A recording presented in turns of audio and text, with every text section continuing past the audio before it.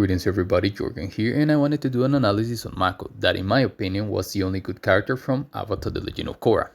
I know that for some this will seem like a bold statement, but if you disagree you probably only watched the show when it originally aired.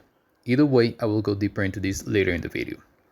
Now, let's start with the concept for Mako. He's basically the smart loner character plus being a bit edgy. He starts as the guy that always keeps everyone at arm's length, not trusting anyone else, and basically carrying all the responsibility by himself. Although he's completely capable of getting the job done and did more than once, he does eventually start changing his ways and starts opening up to others. Plus, changing his priorities, going from a pretty selfish person to a very selfless one, and more than willing to risk his life to help others. We also see what caused his original distant personality, as when Mako was 8 years old, he witnessed his parents being murdered right in front of him. Without options in having to take care of his little brother, Mako turns to crime in order to survive. Later on, he goes legit by starting a prop bending team that manages to reach the qualification matches for the championship. Overall, I think the thing I like the most about this character is how much he develops throughout the show. You might think that this is a weird compliment, as normally that's what characters do, but in the case of Avatar The Legend of Korra, aka ATLOK, this wasn't that common for at least the new Team Avatar. By comparison, it really seems like Mako was the only one being developed by the writers, at least for a while. I won't go deeper into this because I already did an analysis on Korra, which you can check out if you want, and also because I might do an analysis on Bolin and Asami someday. Regardless, without giving too much away, Mako is the only one that truly changes throughout the seasons.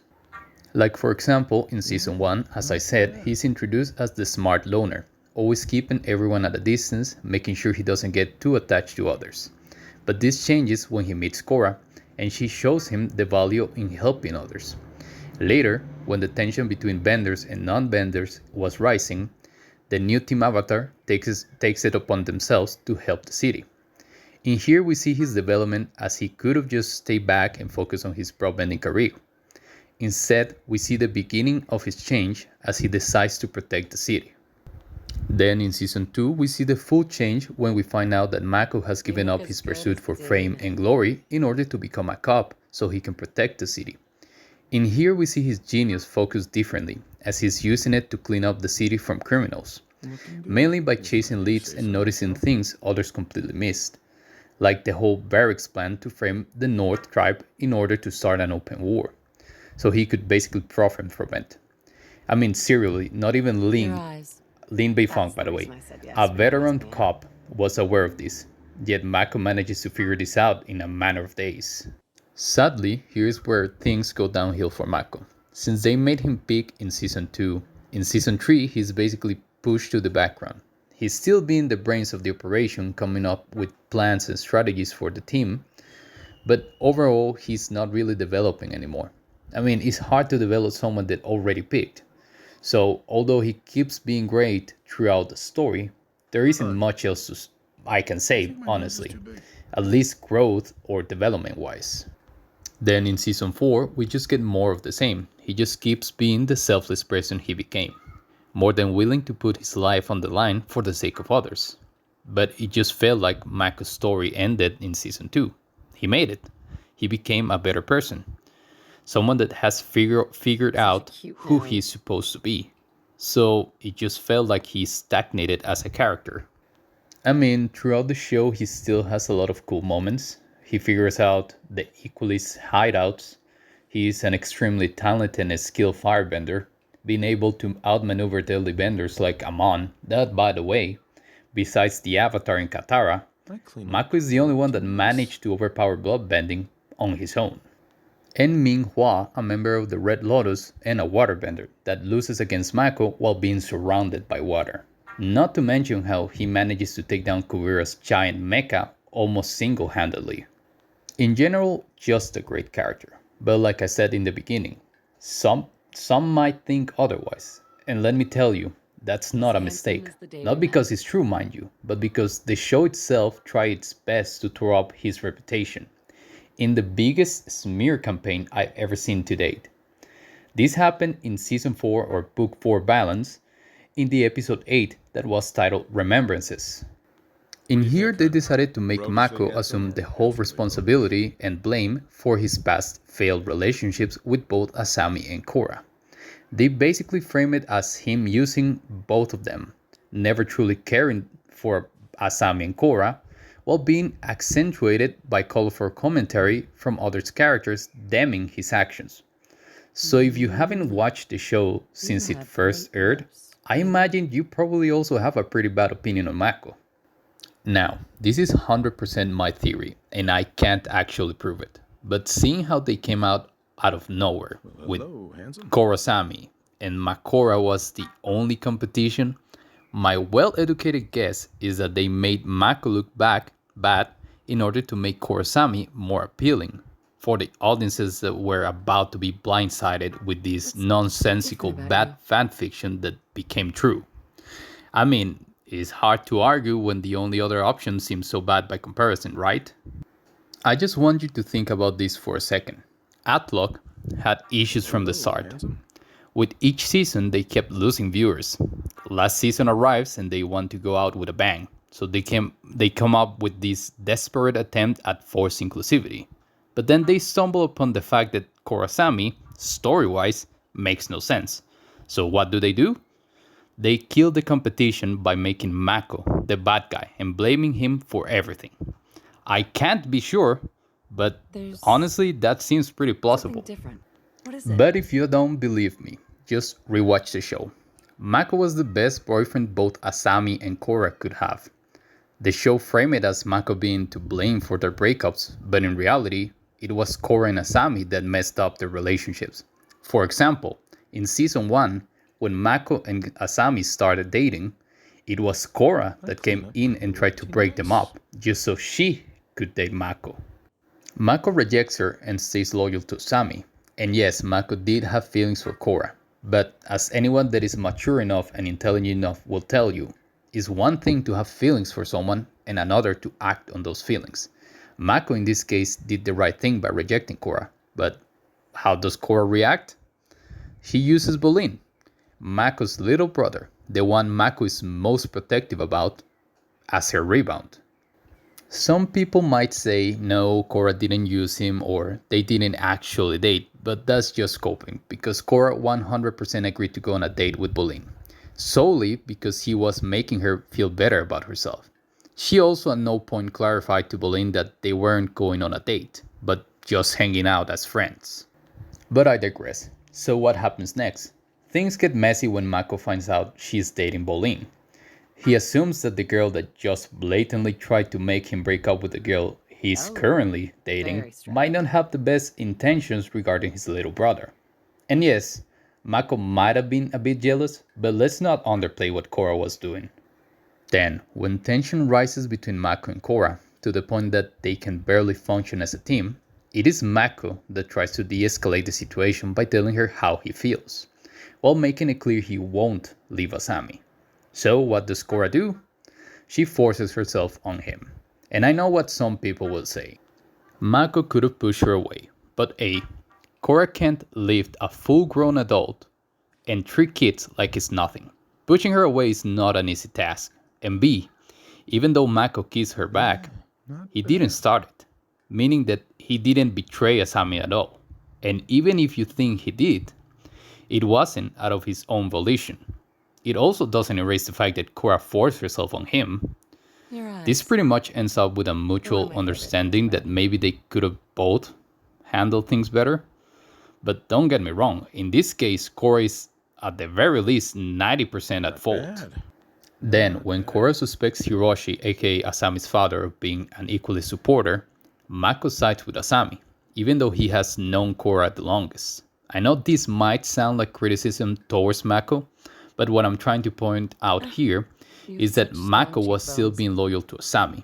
Hell, he even told Korra that he would end their friendship if she didn't back off. Later, when Korra was supposedly kidnapped by Amon, Mako did lose it a bit and let his true feelings show. But let's not forget that Amon was a dangerous terrorist with the ability to take away people's bending, which could be equivalent to losing an arm or a leg, and it has a tremendous impact on the body.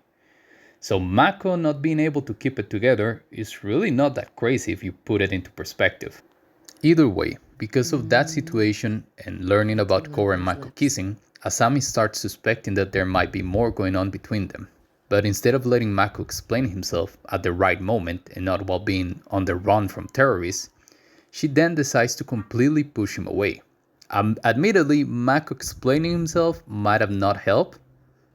Regardless, he has been nothing but supportive towards Asami. Hell, and as I said before, Mako was willing to cut off Korra from his life when she accused Asami's father of being an equalist. So at this point, Mako really earned at the very least the benefit of the doubt. Don't get me wrong, I get why she reacted this way, but damn. Regardless, they did come to a mutual understanding that they weren't meant to be together. Now, I know some people will bring up the fact that they didn't explicitly broke up, but it doesn't really matter because my point still stands. Mako didn't do anything wrong here. It wasn't like Mako immediately broke up with Asami. He wanted to talk things out, salvage things, but Asami didn't give him a chance, even though he more than earned it, to be honest. Also, let's remember that by that point, the show was supposed to end in its first season, as it was supposed to be a mini-series. So clearly they meant it as a happily ever after scenario rather than the most sensitive one. Not excusing it, just putting it into perspective. Now, in season 2, Mako and Korra are full on dating, labels and all. No mistakes this time. So, what happens? Well, Korra spends the first few episodes being the most toxic girlfriend in the world. I'm talking full on verbal abuse, physical abuse, invalidating anything he says, diminishing anything he does, etc. You might think I'm exaggerating, but I'm honestly not. Literally, when Mako tries to be supportive, but also tell her what she needs to hear when she was complaining about tensing, she just blows him off and storms off without a second thought. Then, when Mako tries to just support her by agreeing with her without questions, she again gets pissed at him and this time straight up attacks him with the stuffed appa. Then, when he tries to reassure Tonrak, aka Korra's father, after she basically kicked him out of their quest, she again accuses Mako of taking sides and gets angry at him. But to Mako's credit, this time he doesn't just let her walk all over him, but instead tells her that she is wrong and that he's just trying to do his best to support her. Thankfully, later on, Korra actually apologizes for acting this way. But then, in the next episode, right after she apologized and acknowledged she was in the wrong, she again accuses Mako of not being on her side, simply because he dared point out that maybe she should take a more neutral approach about the civil war between the South and the North tribes, that, by the way, was directly caused by her blindly supporting TLOK and by extension the North tribe. So maybe taking a neutral stand on the issue was the best option there was, more so after what happens later.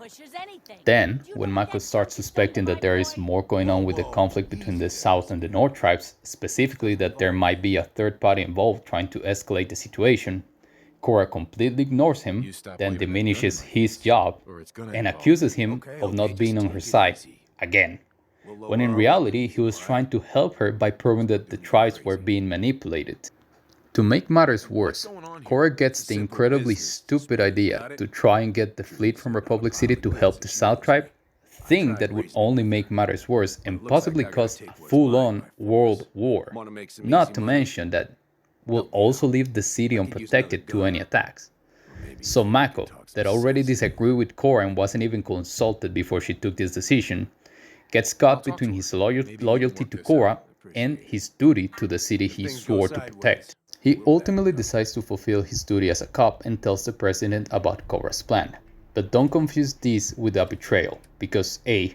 Mako was really close to keeping the secret, which would have diminished his character development, as it would prove that he still cares more about himself and what directly affects him, rather than the people he swore to serve and protect. And B. Remember that at this point Korra first went behind Mako's back to try and get the fleet's aid. Plus, she completely ignored him when he tried to tell her about the North tribe not being responsible for the recent bombing. So it's not like Mako was left with many options here. Then, when Korra confronts Mako about this, instead of giving him the benefit of doubt, that again, he has more than earned at this point, she becomes physically aggressive towards Mako to the point he can no longer take it, so he's forced to break up with her. So throughout all of this, Korra is 100% at fault. Mako, on the other hand, has been nothing but supportive and patient with her, and she couldn't even give him a chance to explain himself. Then, because Mako is still trying to find out who was responsible for the bombing, he comes across Asami that needs help, so obviously he tries to help her. They end up being double-crossed and Asami loses her last hope to save her company, so Mako tries to comfort her. And let me clarify this. He solely tries to comfort his friend that has suffered a tremendous loss. He has no romantic intentions. And Asami responds by kissing him. Thing that caught Mako completely by surprise, and just to make things even clearer, he doesn't kiss her back, proving that he really wasn't looking for anything romantic with her. I mention this for two reasons. First, I've seen people complaining about Mako not pushing Korra away in Season 1, so in here, no one can even claim he did something wrong. And second, some might attribute Asami's kissing as a very innocent, heat-of-the-moment type gesture, but that would be a lie. Because before this, when Asami learned Mako broke up with Korra, her first reaction wasn't to try and comfort him. Her first reaction was asking why didn't he tell her, clearly showing that she wasn't over the breakup and was just waiting for a chance to get back with him. Just to make it even clearer, Mako at that point was pretty confused and vulnerable. Remember, he had no point trying to get back together with Asami. She was the one that initiated this. Then, when Korra comes back with a bit of amnesia, Mako does do a bit of a dick move by pretending they never broke up, plus pushing Asami away. But let's not forget that at this point Korra had to face Vaatu, a powerful dark spirit, in order to protect the world. So Mako making sure she had a clear head wasn't the worst decision, objectively. Plus, I have very little empathy for Vulture Asami just waiting for her chance to snatch Mako back. Now, don't get me wrong, I'm not saying that what Mako did was completely right, but he really was put in this position because of the actions of others, and not his own. Like, what could he do? Tell Korra the truth? Risking that it might throw off her game and make her lose against Vaatu? Deny Asami when he was very vulnerable and confused, not to mention after spending months in an abusive relationship? Mako really didn't have a lot of options. Now, despite the extremely valid and objective reasons I've given for why Mako was not to blame, I will admit that I do attribute this horrible love triangle to bad writing. This is not a new complaint I have, by the way. One of my main criticisms in my Korra analysis was the bad writing that prevented her development. But since this is the story we got, within universe, Mako was blameless for all that happens.